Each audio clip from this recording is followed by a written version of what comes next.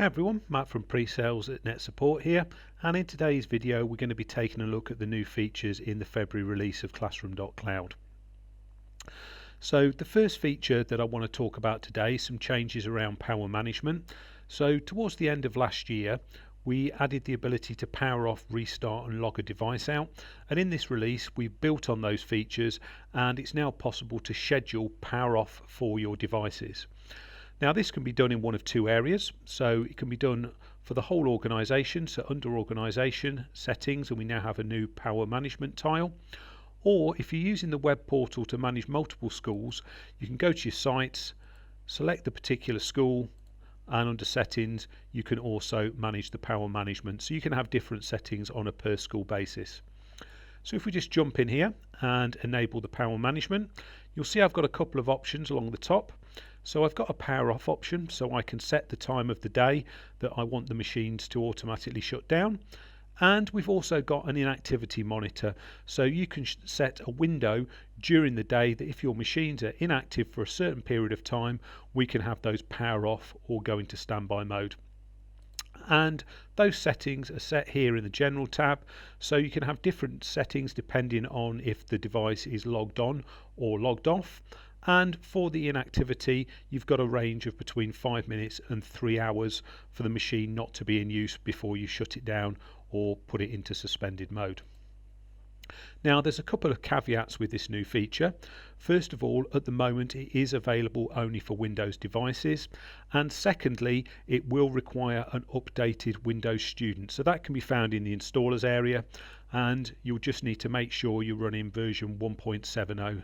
As you can see, I've got one of my devices here running the latest version. If you've got any machines that are running an outdated version, you'll be able to tell from the devices list here. You'll have a little red chip over the version of the software that the device is running.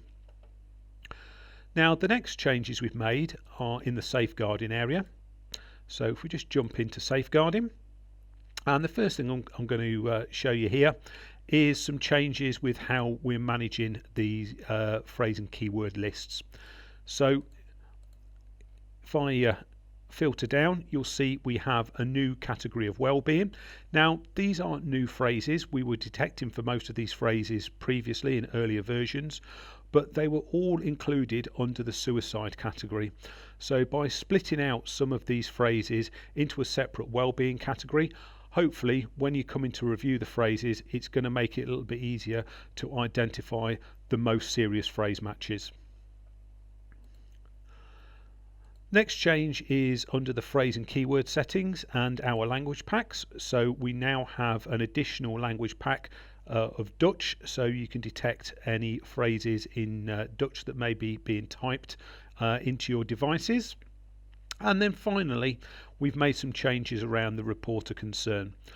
So if you're not familiar with this, the report of concern is basically a feature where we can push out a link to your student devices, and your students can then use that link to confidentially report any problems or issues they might have to members of staff at your school. So when reviewing these concerns, it was possible to assign them a category. However, the categories were hard coded and they mirrored the ones we were using for our phrase lists.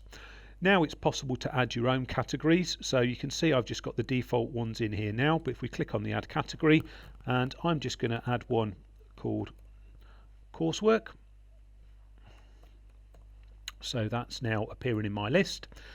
And if we go into my concern section, you can see I've got a couple of concerns here. So if we just pick this one here, so this is a student who's worried about their GCSE coursework, and I can now assign that to the new coursework category that I've added into my software there. So those are the new features in this release.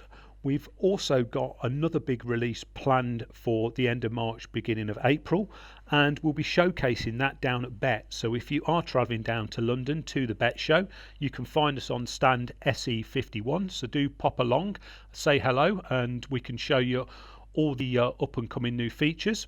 If not, thanks very much for watching, and I'll catch you all again soon.